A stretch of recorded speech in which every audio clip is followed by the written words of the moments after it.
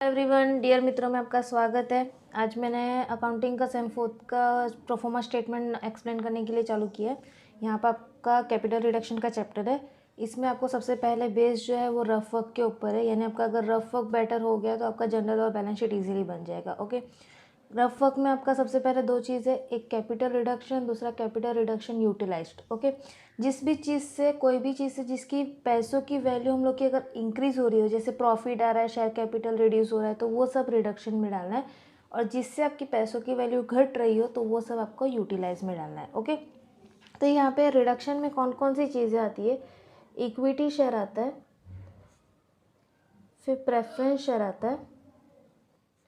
अगर स्टेटमेंट में मतलब क्वेश्चन में लिखा होगा कि जनरल रिजर्व को यूटिलाइज करना है तो हम लोग का यहाँ पे जनरल रिजर्व आता है, अगर नहीं होगा तो हम लोग को नहीं डालना है, ये ऑप्शनल रहता है। ओके, उसके बाद आपका यहाँ पे प्रॉफिट, किसी भी चीज़ का प्रॉफिट, इन्वेस्टमेंट बेचा होगा, लैंड एंड बिल्डिंग बेचा होगा, वो सारे प्रॉफिट आपको यहाँ पे डालना है। ओके, और अपोजिट साइड में आपका कैपिटल रिडक्शन यूटिलाइज है। यहाँ पे आपका एक बैलेंस मिलेगा, वो बैलेंस को यूटिलाइज करने के लिए हम लोग कैपिटल रिडक्शन यूज़ करते हैं। अब वो यूटिलाइज किससे होगा, सबसे पहले इंटेंजिबल एसेट्स आ जाते हैं, जैसे कि आपका गुडविल हो गया, पेटेंट हो गया, ट्रेडमार्क हो गया, ओके, पीएनएल हो गया। तो उन्होंने बोल ही दिया होगा क्वेश्चन में कि आपको इंटेंजिबल एसेट यूटिलाइज करना है तो आपको ये सब चीज़ें डालनी है। प्रिलिमिनरी एक्सपेंस भी इसके अंदर आता है। इसके अलावा अगर हम लोग लैंड एंड बिल्डिंग यूज़ कर रहे हैं तो लैंड एंड बिल्डिंग को डालो, प्लांट एंड मशीनरी को डालो। ओके, ये सारे वैल्यूज़ आपको दिए रहेंगे टेक्स्ट में, क्वेश्चन में ही दिया जाएगा। अब इसका आपका दूसरा टोटल होता है। ओके, यहाँ पे मैं आपको ईजी फॉर्मेट के लिए ए और बी डाल रही हूँ। फिर आपको दोनों को जो है दिखना है, चेक करना है कि किस में कमी है, कौन से अमाउंट में कमी है। अगर समझो डिफरेंस इधर आया तो आपका वो जो है वो जाएगा कैपिटल रिजर्व में, यानी जो भी बैलेंस बचेगा वो आपको कैपिटल रिजर्व में डालना है। और दूसरी चीज़, अगर डिफरेंस इस साइड आया तो हम लोग को वो अमाउंट कहाँ पे डालनी है, पीएनएल अकाउंट में। ओके, इस तरीके से आपका ये सबसे पहले स्टेटमेंट बना, प्रोफोमा बना रफ वर्क का। अब उसके बाद हम लोग चलते हैं जनरल एंट्रीज पे। अब जनरल एंट्रीज किसके बेस पे करनी है, तो आपका जो प्रोफोमा है उसके बेस पे आपको ये जनरल एंट्री करनी है।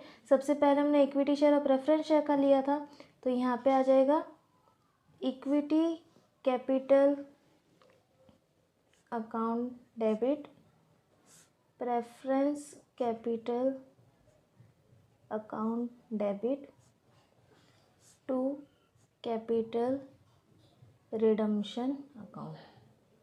ओके, ये आपका सबसे पहला जनरल एंट्री होगा, जो इसको आपको फिक्स्ड है, ये फिक्स्ड अमाउंट हम लोग को रखना ही रहता है। ओके, इसके बाद आपका जनरल रिजर्व प्रॉफिट अगर अलग अलग से आ रहा होगा तो इनका सेपरेट एंट्री डालना, इसके अंदर मिक्स मत कर देना। अब दूसरी एंट्री में जनरल रिजर्व की आपको बता रही हूँ, general reserve account debited to capital redemption account. Okay, इसी तरीके से आपकी प्रॉफिट की भी एंट्री हो जाएगी। होप आप समझ गए होंगे कि किस तरीके से इसको एंट्री डालना है। प्रॉफिट ऑन इन्वेस्टमेंट यहाँ पे डाल रही हूँ, जो भी आपका प्रॉफिट होगा वो आपको यहाँ पे डालना पड़ेगा। Account debited to capital redemption account. ये तीन होने के बाद अब हम लोग का कौन सा बचा, अब हम लोग का बचा कैपिटल रिडक्शन यूटिलाइज।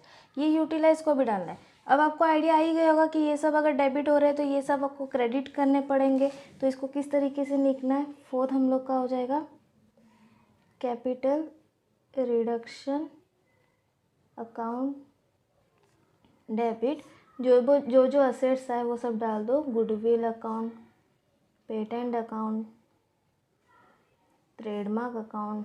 तो मैं यहाँ पे शॉर्ट फॉर्म में लिखते जा रही हूँ, आप देख लेना। ओके, लैंड एंड बिल्डिंग होगा तो लैंड एंड बिल्डिंग अकाउंट, ये सारे अकाउंट्स करके यहाँ पे इसका वैल्यू डाल दो। अब लास्ट में आपका जो कैपिटल रिजर्व आया वो कैपिटल रिजर्व आपको अलग से बताना है, तो यहाँ पे हम लोग करेंगे capital redemption account debited to capital reserve account. Okay, तो यहाँ पे ये आपकी 2 वैल्यू मिली। अगर आपका ये 2 बेस अच्छे से हुआ, जनरल एंट्री के बेस पे आपका बैलेंस शीट बनेगा, तो प्लीज़ इसको प्रोफोमा पहले अच्छे से समझिए, उसके बाद ये इलस्ट्रेशन कीजिए। Thank you so much.